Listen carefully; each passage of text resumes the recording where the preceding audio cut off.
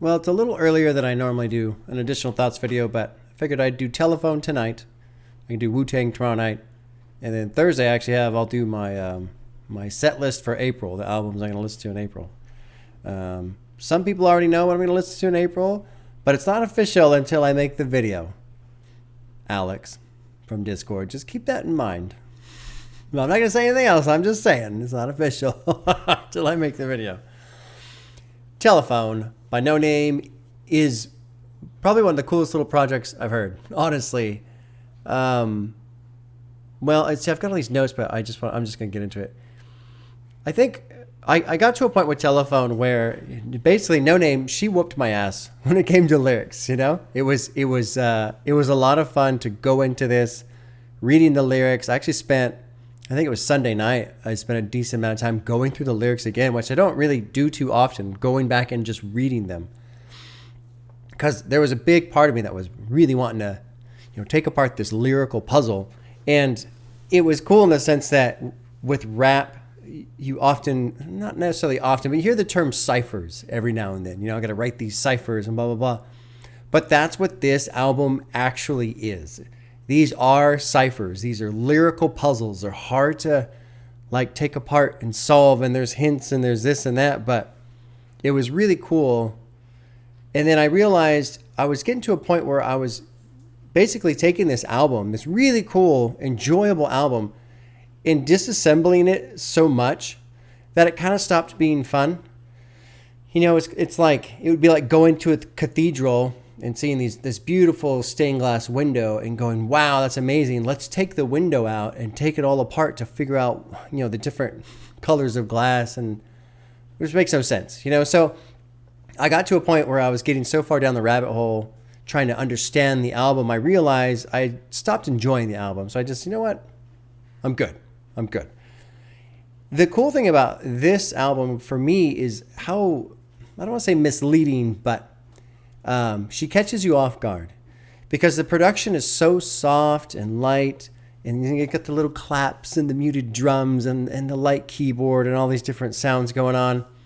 And then her voice, her style, her lyrical flow mixes really well with the production and just like these rapid little taps.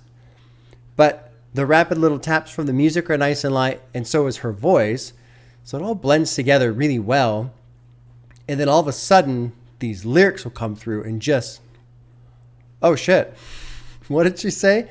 Like it's just like this sucker punch almost lyrically, because you don't hear it in the sound. You finally, it just kind of sinks in when the words hit you.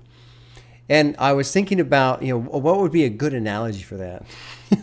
I thought of a story, since it seemed like most people enjoyed my story beginning of the reaction video about NoName and Nobody and that whole, going to London thing. A buddy and I were in Vegas once, and we went to a topless show, because, art and stuff. And in part of the show, there was this girl where they have these, the ceiling's 20 feet high, and they have these really long curtains. And she does all this stuff with the curtains, like wrapping her arms and legs around it and climbing up. And it was really incredible, honestly. And, we're watching and having a good time, and it's cool. And then I start to realize, she's really, really high up there, like 20 feet. And there's no net, and it's stage floor. I mean, it's a kind of like a dancing style floor, so it's not soft.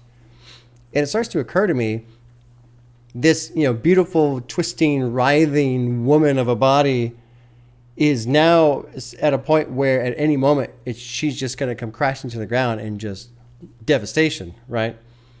And for whatever reason, that experience kind of lined up in my brain with sort of the audio experience I get from this album, of it's just light and it's fun and it's delicate and it's beautiful.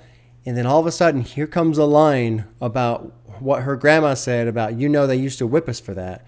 You better not be scared to rap about that. And it's like, oh, fuck, man, out of nowhere. And the whole album's like that. I started going through with some of the tracks and writing down the lyrics, because I was like, well, that would be fun to do each track and kind of write down a line. But like I said, I started to get to a point where I was disassembling the album too much. So I backed off, but I did write down some. on Casket Pretty, Roses in the Road, Teddy Bear Outside, Bullet There on the Right. I mean, she just so casually describes this drive-by crime murder scene. And it's done beautifully, and it's so misleading. And if you're not paying attention, you would think it's just this happy song and blah, blah, blah. But it's not happy at all. Like, this is devastating stuff. What was the other one I wrote down? Forever. Reimagining abracadabra from poverty, like poof, I made it disappear. Proof I'm made of happiness. Everything is everything, but I still haven't paid my rent. That was another thing I picked up on. She says everything is everything a couple times. I think it's in 2 different tracks. And I remember on the reaction going, man, that phrase is sticking out to me for some reason. And I was like, well, maybe it's just something I'm, some pop culture reference or something that it just wasn't clicking. And then I started thinking about it. I was like, no, it's a song. And then I realized, oh, I don't know if she's referencing that specifically, but it's a Lauryn Hill song. And it happened to be pretty much my favorite track off of that Miseducation of. So it was cool to see those little nods to Lauryn Hill. Lots of nods to Kanye, obviously. What else do I have written down? I guess that's kind of it. It's such a short, quick little album. It's fun that the sounds really do flow into each other. And God, I mean, I put a heart, I think, next to every track. Yeah. Sunny Duet is beautiful. Diddy Bop is great. Reality Check, I remember really enjoying because there's all those supporting vocals that come in and just make it beautiful. Casket Pretty is so insanely harsh. I mean, man, it's less than 2 minutes long and yeah, concise, succinct, very to the point.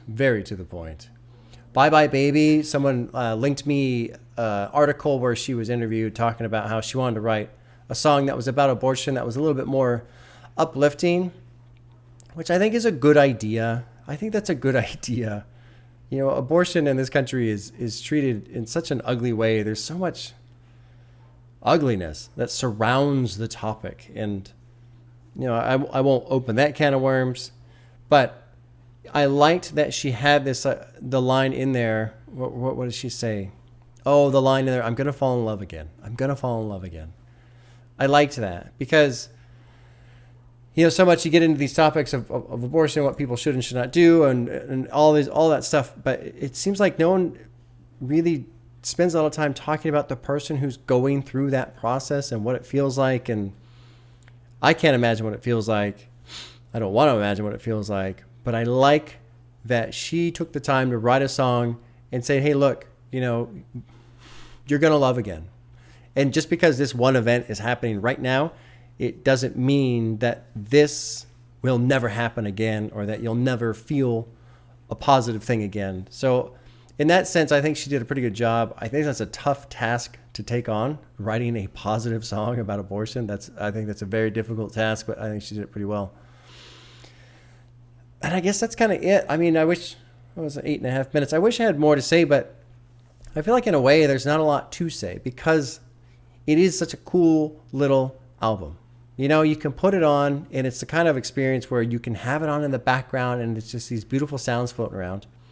Or you can put it on and really pay attention to it and really, really, really dig into it and kind of get lost in it because of the lyrics and how esoteric they are and how sharp they are and how they just kind of go all over the place. So a lot of you have recommended the other album by her, Room 25, I believe it was called. I'm interested in that. I'm very, very interested in Care For Me by Saba now. I'm very interested in that. That has moved up the list quite a bit. For some reason, I thought that was an older album, but I think I was confusing it with a recommendation for an artist named D'Angelo. And I can't remember the name of the album there. But that one's also on my list, but it's not as high. I do also want to get to the Fugees still. I want to do the score. That would be fun. It was great to just do this and have something light. I've really been enjoying Wu-Tang. But doing these 2 albums in the same week, Telefone and 36 Chambers, is like a yin and a yang experience, Because this is so light and beautiful and blah, blah, blah. But then the lyrics are just sharp and cutting and piercing. And Wu-Tang's almost the inverse, where not that the lyrics are not sharp and cutting. I mean, the lyrics are there, but Wu-Tang's just so much energy. banging around and all that stuff. And so it's been fun having these two albums side by side this week and listening to them. Yeah. So there you go. Tomorrow I'll talk about 36 Chambers. I already want to talk about it now, but I'll wait, which is cool because I get one more day of commuting and listening to it while I'm driving, which has been very helpful during my drive, listening to the Wu-Tang. Hell yeah. And I guess that's it. I will see you guys tomorrow.